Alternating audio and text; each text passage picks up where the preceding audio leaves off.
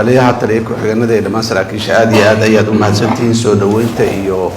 macluumaadka dheeriga ee aad naga siiseen ciidanka booliska Soomaaliyeed maanta aad iyo aad ayaan ugu faraxsanahay ugana mahad celinaynaa waa mahadsantihiin dabcan sida taliyuhu tilmaamay waajibaadka ciidanka booliska Soomaaliyeed iyo sidii muxuu ahaay lagu sharaxay bandhigiba waa la garanayaa wax oo macruuf oo la yaqaan waaye ku noqon mayno duruufaha la sheegayna waa dhab laakiin waxaan rabaa inaan idin sheego ciidanka booliska Soomaaliyeed bas u gaar ma xaaladda dalka iyo dalku meesha uu marayo dhan ayaa sida ah cid dawladnimadeena ka tirsan oo wax allaale iyo wixii ay rabtay haysatay ma jirto rabitaankayna inaan dawlad xoog la noqono oo aan dhibaatada ka baxnana rabitaankeenu waa badan yahay awoodeena dhaqaalena weli waa yar tahay marka taasaa keenaysa in maxaan ku yiraahdaa gaabnaan iyo maqnaanshiyo iyo wixii loo baahnaayo la arkaynin oo la haynin iyo inay timaado aad iyo aad ayay culus tahay oo xun badan tahay dad howl loo diray oo wixii ay ku shaqay lahaayeen ay ka maqan yihiin waa caqabad weyn waaye oo maxaan ku yiraahdaa aan sahlanayn in howl lagu diro howl waliba aad iyo aad u dhib badan haddana wixii ay u baahneed hawshaas in lagu qabto haddii ay tahay qalab iyo haddii ay tahay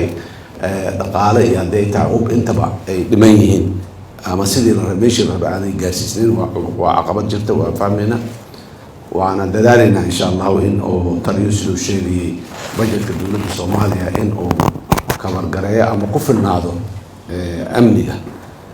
duruufaha aad sheegateen ciidamada qalabka sida afarta ciidan oo qalabka sida dhammaan sida yaa duruufo ay ka yihiin booliska sida uu sheegay muxuu ahaa Janaal Bariise iyo Janaal Axmed iyo shuruucda waa run waa qadiim laakiin ilaahay idankiis habda xukuumadda cusub ee la dhisay si gaar ayaa loogu xil saaray uguna sii kormeeri doonaa in dalkaani dhinaca sharciyada laga dhiso dawladnimo sideedaba waa sharci lama kala adka lama kala xoog badna lama kala macna badan laakiin sharciga un baa lagu kala adag yahay lagu xoog badan yahay booliskuna waa hay'adda u xil saaran sharciga inay ilaaliso oo muwaadiniinta ay ku ilaaliso sharciga danahooda lan sharcigu wuxuu ka turjumayaa danaha dadka sidii loo ilaali lahaa marka inaan muxuu hay'adda ilaalinaysay oo danahaas ilaalinaysayna waa booliska dadka inaan lagu xad gudbin xuquuqdooda ay muwaadinimo ay leeyihiin inaan muxuu ahaay lagu takrifarin iyaguna aanay muxuu ahaay ku takrifarin xuquuqaha kale ee jira iyo nidaamyada kale ee jiro marka labada dhinacba ilaalmadooda waa sidaas booliska waajibaadkiisa marka waad garanaysaan dad waay arag oo aad iyo aad u badanaya meesha jooga ciidanka booliska Soomaaliyeed magaalada Muqdisho booliska federaalka meesha hadda ugu firfircoon yahay oo jooga magaalada Muqdisho magaalada Muqdisho shaqada taala iyo amniga yaalahay booliska component ama qayb asaasi ah aad u muhiimsan u kaya shacbiga dadka la macaamilayo ku dhex jiro oo ka agdhow oo la jooga booliska waay waxaan rabnaa arrintaas in loo dhiifanaado taliyaha iyo taliyayaasha dardaarankaygu wuxuu yahay boolisku cirka nooguma soo degin wiilasheena iyo gabdhaheena Soomaaliyeed ee beledkan ama ku dhashay ama joogay ama ku dhaqmay waay gacmo daahir ah wax daahiriya boolisku hadduu daahir isagu noqon waayo waxba ma samayn karo booliska waxaa la rabaa inuu daahir noqdo haddii uu daahir noqon waayo waxba ma daahiri karo eexda laaluushka balaayada waxa haddee fulay xantiisa ma moogaan la yiri boolisku xantiisa ma mooga saraakiisha askari dulman laga gardaran yahay ay u dheer tahayna inuu baahan yahay oo wixii ku filan una haysan digtoona uu dib jeeso wax sheegayso wax kama jiraan hadii la yiraahdo uu jeesanayaa laakiin shaqada ka go'an tahay askarta saraakiisha hogaamiyayaalaad tihiin askari caadiga ma yihiin sarkaal hogaamiye waa maxay waa nin kooxdada intay la ekaadaanba ama sidii China oo kale 1 bilyan ee bar ha ahaadeen ama muxuu ahaay unug booliska Soomaaliyeed ka tirsan ama taliye saldhig boolis ha ahaado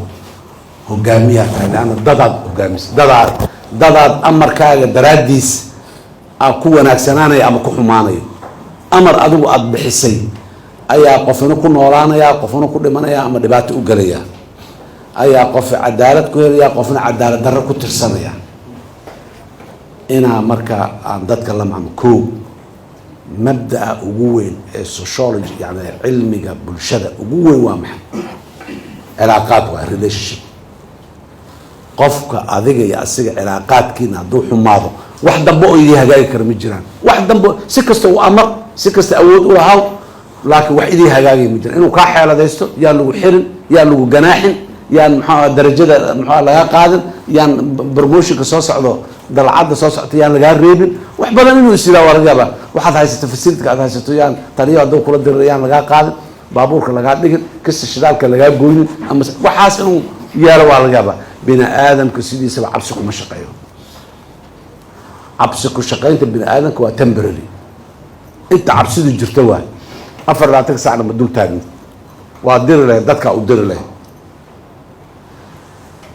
shaniga ugu horeeya hadda in baryahan laga imaanayo laakiin in laga yimaadahay ay booliiska ay mas-uulkiin waxay tahay wiilka ama gabadha booliiska ee jidka taagan hooyada soomaalida ee dheelmanaysa suuqa bakaaraha u socoto markay u jeedo inay xaggiisa soo aaday ay bal intaa askari booliis taagan yahay bal xaggan mar ay istiraado iyo in balaayaa taagay ku qabsanin inta tira ay inta u carartay kasii cararto labada arrimooda idin taab booliiska soomaalida wuxuu ku faani jiray hadda inuu joogay in kale ma ogiya nin oo traffic ahaa jiro oo I think qalbiga la dhihi jiray ma dhintay allahu naxariisto dabka iyo guriga shaqaalaha iyo tahay dabka weliba caam u ku hayo booliisku waxay ku faani jireen asagoo islaam waayeel garabka ka hayo jidka gudbasiinayo yaa inta lasoo sawiraa booliiska soomaalida weligood ay ku faani jireen asagoo garab ka hayo islaanta jidka gudbasiinayo yaa sawir laga qaaday sawirkaasaa booliisku meel kasta markii ay shaqadooda ay kusoo bandhigi jireen essensiga booliisku waa intaas qof dhibaataysan un cabsi amniya hayso tuugaa dhacay waa la qashqashaaday cawada saqda dhexay gabadhaana ay fooratay cawada saqda dhexaa shil meel ka dhacayaase qof muxuu ahay dhibaatoodu dhiig baxaa inta la rabo oo dhan waa intaas u taagan yahay muxuu ahay askariga muxuu ahay booliiska ah intaas waxaa kuu dheer waxaa la yiri mahmaadi maxay ahayd horaa hawl qaba habaarna u dheer xoolaha marka la shubayo qofka hora oo kala celiyo kala reebo afarba mar shanba mar soo daaya si darku uu u deeqo yaa horta hawl qaba dhiboo qabaayo neef oo manoo biyo u jeedo cilniya maanta dhan hortaagan yahay maanta oo dhan yacda ku haya booliiska sidaas waaye hawlna waa qabaa habaarna waa u dheer booliiskii waa ala leeyahay mid booliis nacayb iyo sharci nacayb qabana booliiska waa nacaya mid maalin un askari booliis uu xumeeyana booliiska waa nacaya askariga soomaaliga ee booliiska soomaaliyeed ah nin la jecel yahay inuu noqdaa la rabaa da'diina meesha fadhida xijaar markuu leekahay darajada haystaa inuu haysta u malayn maayo marka maanta fursadaad haysataan meel bannaan oo aan dad badani una joogin oo aada ku bulaali kartaan ayaad joogtaan dhaqankiina dad waxa aan sheegayo dhan dadka ay ka suurowdo adika waay ninka xafiiska fadhiya ee sarkaalka ee hoggaanka jooga ee taliska joogay dadka lama macaamiluhaayo adigoo hawshaada kala fududeeyo laakiin dadka hortagaayo adinka waay taliyaasha saldhigyada waay iyo dee kooxaha khaaska markii loo baahdo laakiin qof mugay dhibaata gaarto meeshuu soo aadayo waxa waaye saldhigga waay oo soo report garaynayo meeshaas waaye meesha la raba in waxaan rabaa taliyaha sida loo sheegay soomaaliya iyo adduunyadaba soomaalida shala ma aha dhibaatooyinku shala waa yaraayeen dembiyadu waa yaraayeen dadku niyadooda waa sameen oo qof dembiilaa iyo qof dembi laga gala unbaa la ahaanayo amni darrana ma jirin hadda maanta nin iska socdo ul wato hadduu u bato ama toori wato ama waran yaa shalay booliisku ay la dagaalameen ayagoo booliisku qoraysito marka booliisku waa sidaas sida taliyuu sheegay waxna waa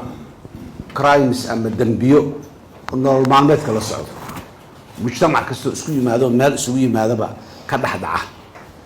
waxna waa wax gaar ah oo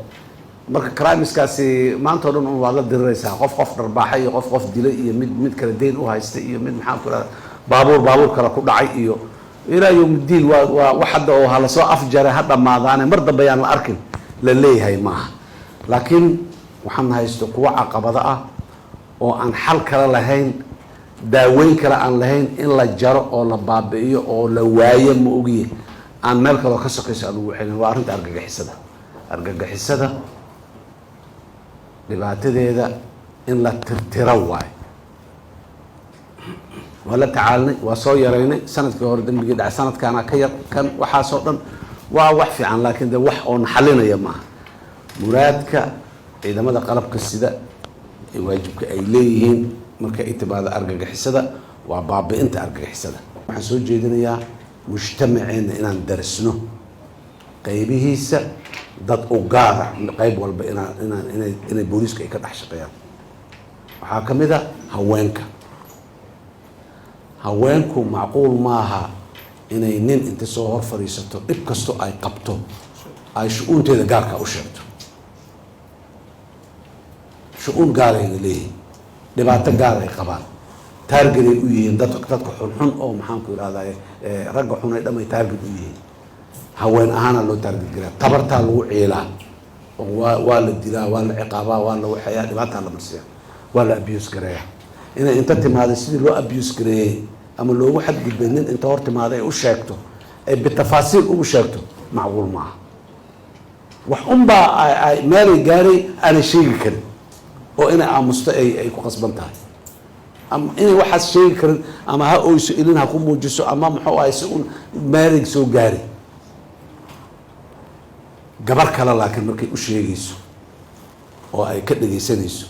oo haddii ay oyso la oynayso oo la caatifoonaysahay, gabadhaasi wax walba wax kastoo lagu sameeya waa sheegay. waxaan rabaa gabdhaha booliska soomaaliyeed in lagu soo badiyo waa kow, askar iyo saraakiilba iyo saraakiil xigeenba, saldhigyadana in gabdha lagu xoojiyo oo ay joogaan. inay qori inta qaataan saldhigga shaqada uu soo qabana qabto ma aha, laakiin cabashada haweenka inay ka jawaabi karaan, meel la geli karaan, la fariisan karaan, keligood qolka inta xirtaan waraysan karaan. qayb kalaa jirta ayadana oo u baahan in oo ayadana taxadir gaara la siiyo. waxa waaye caruurta waaye. caruurtana waxay u baahan yihiin booliiska khaas ah. markaa gabdhaha marka la yihahdo, haweenka la yihahdo, tababaro u gaara iyo shu-uuntaas waxay ay ku qaba lahaayeen iyo howlahoodii iyo wax gaar oo badan yaa jira on common barashada caadiga aan ahayn iyo tababarada caadiga iyo takhasusaadka farsamada caadiga aan u gaar ah. sidee loola macaamilaa gabar victim ah waa case gooni ah. sidoo kale caruurta dalkan aad uma ogin, laakiin dhibaato xoog laha saar. caruurtuna de waa biri dadkaan meesha fafadhi noqo lahay waay oo ku jiro madaxweynaha, dadkii biri noqo lahay waay. marka dad dhibaataysan oo psychological muxuu ahaaye defections qabo, lasoo abuse gareey, lasoo garaacay, lasoo hadaday, lasoo waxeeyey, muxuu ahaay dhibaato lagu sameeyey, inay biri noo soo koraan ay noo yimaadaan wax macnaa iyo xigmada ku jirta ma laha. sidoo kale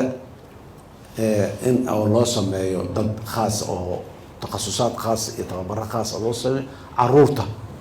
ayadana waa talo oon rabo inaan ku daro recommendationskii haddaata muxuu ahay lasoo bandhigayay. ilaahay idankiis dhibaatadana waa ka baxaynaa, laakiin dhibaatada dalka iyo guud ahaan haysataahi lagama bixi karo inta shabaab uu nala joogo. ma ka hadli karno dib u dhis iyo maxaanku irahda dekade iyo airboorro iyo adduunyo qurqurxoon kama hadli karno. 28 kilomitr balcad ah wadadii la gaarsiinaya, 30 kilomitr afgoy ogtay weli waa meel dhexe qabyo ku tahay, ma dhamaystirna. inta qof oo ku dhimatayna waa garanaysaa oo ajaanib badan ay ku jirto. maxaan marka ka hadalnaa jidka xamar ka baxa ee laawi cadda taga see loo suubiyaa, maan ka hadalnaa kan inta ka baxa ee maxaanku irahdaay mandheero taga see ma ka hadli karno waxaas. dekad iyo airboor cusub iyo adduunyo cusub iyo aan gaarno waageeda tan aan meel isa saar falaarta salka ku tila aan iska gooyno aan fariisana haddii aan la yiraahdo. aad iyo aad u mahadsantihiin, guul iyo khayr adiin rajayna.